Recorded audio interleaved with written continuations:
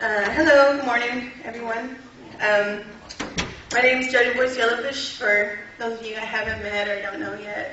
I'm Oglala Lakota, Muskogee Creek, and Cherokee. I was born and raised here in Dallas, Texas, and I'm an ambassador for American Indian Heritage Day in Texas, as well as the chair for our permanent program, which is MMIWC2S Texas. And I've actually been trying to come and do this talk for a while now. Tonietta and I have been talking about doing our small earring project here for a couple of months now, and things have just come up where we've had to reschedule and things like that. But I wanted to start with talking about that with what our earring project is. We had a chance to host the Sing Our Rivers Red earring project, or art installation, September of 2018, and that was kind of the catalyst to what started our organization here in the area.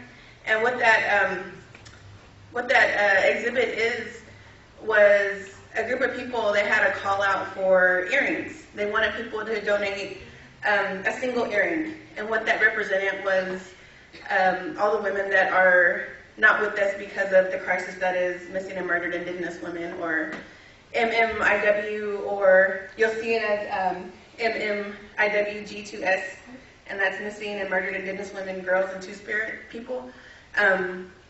So we hosted that and really got us started, and that was something that kept us going. Was we gave people that opportunity to either create or donate and leave with us an earring in honor of somebody, or in honor of all our relatives that aren't with us because of violence.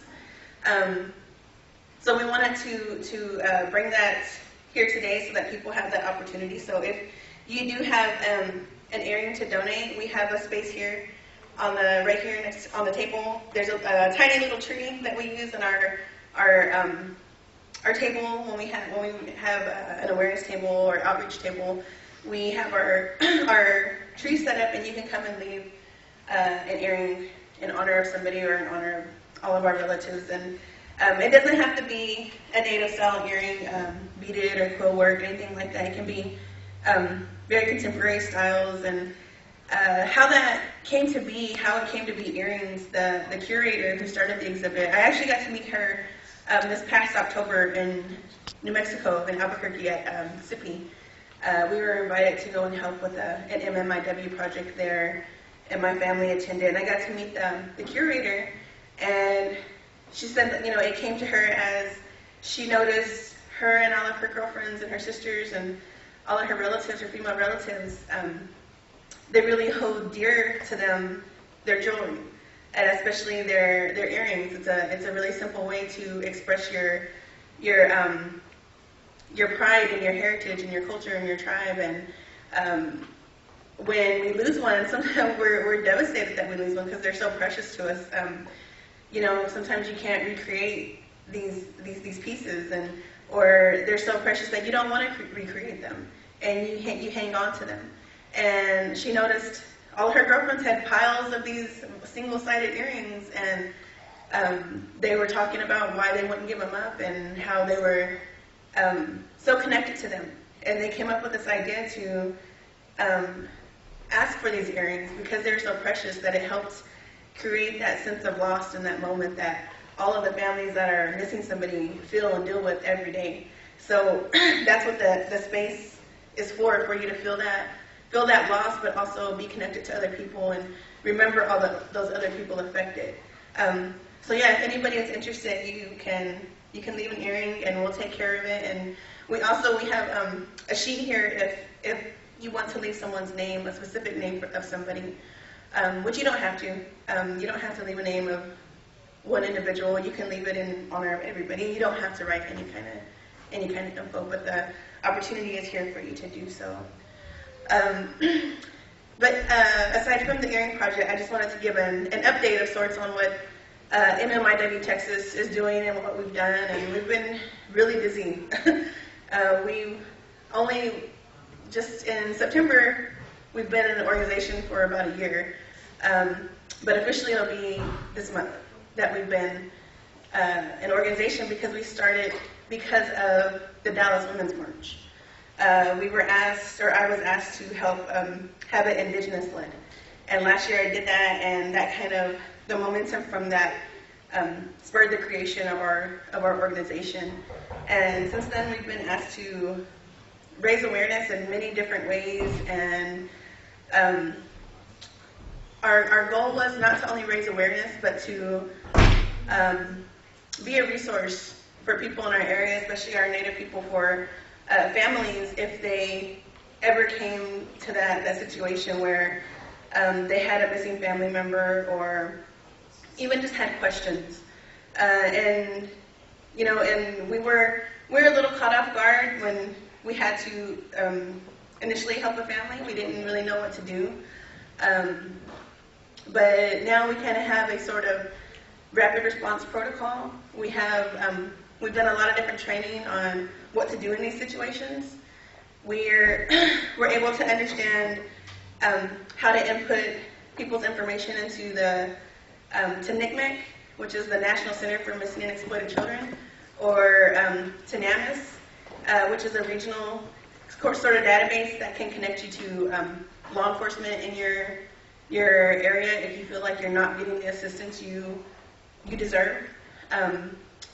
We all are able to input information there. We've had training on what kind of information to gather from the family, how to create that, and it seems really simple, like we create flyers, you know, but having a template in that time of emergency and crisis is really important, because family members, they're not thinking of that. They're not thinking of, I need to find a current photo, I need to remember what my child or my sister or my auntie or my mother even was wearing. Things like where they've been, where they work, who they spoke to, those things are not things we think about all the time. And we're able to help families, help individuals have that outlet, have that resource, that support in that moment. We've helped a few families in that situation, and we've had, we actually have a member of our organization who is a private investigator for the One Foundation, and she's amazing. It's her life, what she does. Like, I mean, I get information from her at all hours of the night. I wake up to text and flyers, and yeah, we're really blessed to have her in our circle and have her support. And being an Indigenous organization, and her not being Native, but having family that's Native, she really helps us understanding and knowing that this is something new to us, but we're in crisis mode when it comes to ending these mysteries of people not with us. Also, like I said, we've done tons of awareness, and we get to share our stories, and that's one of the biggest parts of what we wanted to do, was not only have this for awareness, but create a platform for people that have been through this. Because a lot of times when you hear missing and murdered, you think that's the end of it. They're gone, or they're murdered, they're not coming back. But the reality is, they do come back often. A lot of the people that go missing, they do come back, and when they come back, they need a lot of resources. They need a lot of support, and as well, not just the individual, but their families, and understanding how they can help them heal from whatever trauma they endured, or even were just exposed to. And some things that we come up with, or come across a lot in our conversations with people. A lot of people, they run away. You know, children, teens, even adults, they run out of fear, out of stress, out of being overwhelmed. And just because they run away, we tell everybody that doesn't mean they don't deserve justice, or to be looked for, or to be found, or to heal afterwards. So we're very much in the world of not only finding these resources, but creating safe spaces. You know, giving them a chance to be a part of our organization, being a part to share their stories in a safe way, and just grow from that. And I think, like, we've seen a lot. We've seen that happen a lot with our group. People share a lot. People share a lot of very intimate details of their lives, things that they're not used to sharing, but they've been very powerful to people, to empower them to share their stories and to try to heal. I mentioned to a lot of people how you may not think of it at this moment, but you know somebody that has been missing, or has gone missing, or has run away, or has been a victim of violence of any kind of sort, and those affect you. It may not be you directly, but it impacts you, and it impacts the way you see the world, and the way you deal with people, and the way you connect with people or not connect with people. And that's one thing that we really want to address is by being community and being together, we can help heal, we can help strengthen people, and yeah, we have a lot we have a lot on our plate all the time. You know, we constantly see missing persons flyers. We hear horrible stories all the time, and being in spaces like this really helps. And having our community members, such as everyone here, ask us how we're doing and ask us how they can help and things they can do, and that means a lot to all of our members. We do a lot of stuff. We've traveled all over the place. We've spoken everywhere. We encounter people that think they know it all about us and our people, and they're experts. And we don't have certifications in domestic violence or degrees and things like this. But oftentimes, we are the experts. We know what we're talking about because we've lived it and we see it, and that's our reality. And that's been our reality since this country has been a country. We've dealt with colonization and violence, and that hasn't changed, and that's something that we're still very much trying to understand and deal and heal with. So we want to invite everybody to participate and leave an earring, or even just follow our group on Facebook. We have American Indian Heritage Day in Texas has a Facebook page, but if you go to that page, you can be a part of the group, MMIW Texas, and we do ask that you answer a question as to why you want to be a part of the organization or be a part of the group, even if it's just social media,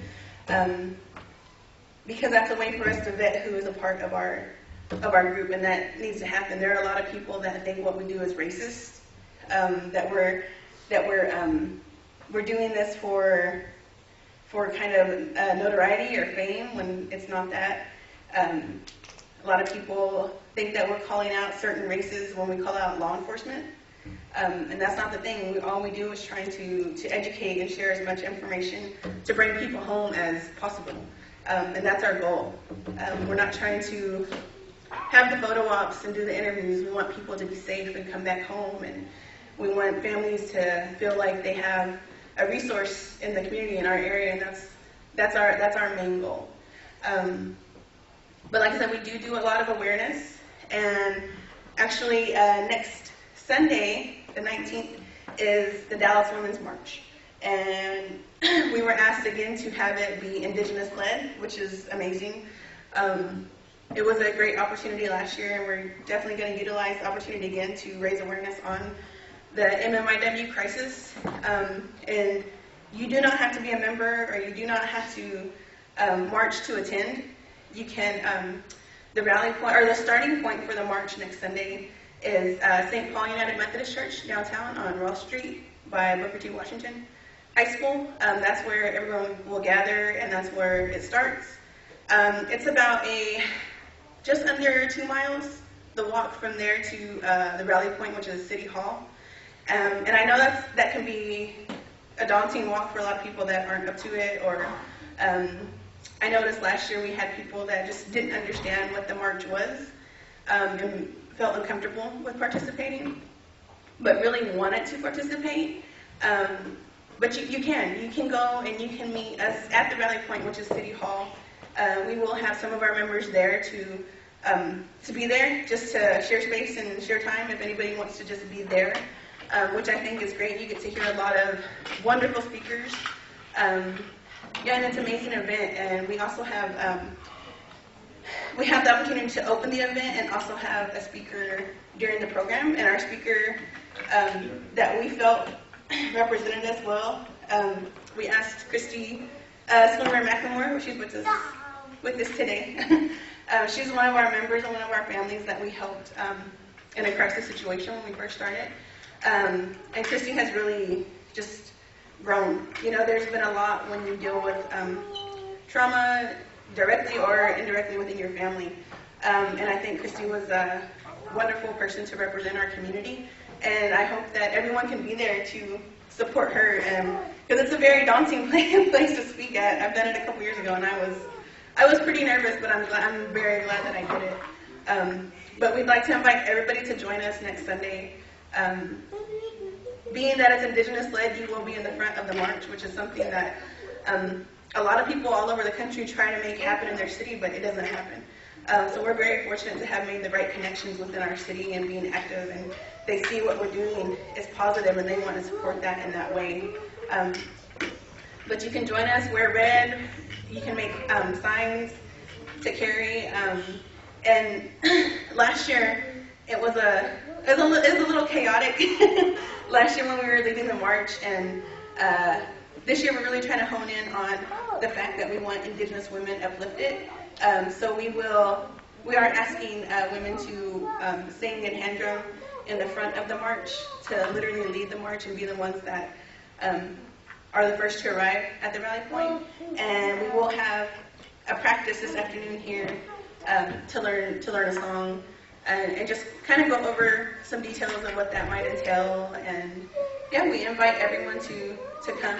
We're having we've asked Sorbion Youth Drum to sing at the starting point again. They really set the tone last year, and they'll be singing the song that the women will be learning today, the Women's Warrior Song. And I've left the videos to learn that song on the event page for the practice if everybody wants to see that before. But yeah, I'm really glad for the opportunity again to come and update everybody and invite everybody. And I hope to see everybody either this evening or this afternoon or next Sunday downtown. Thank you.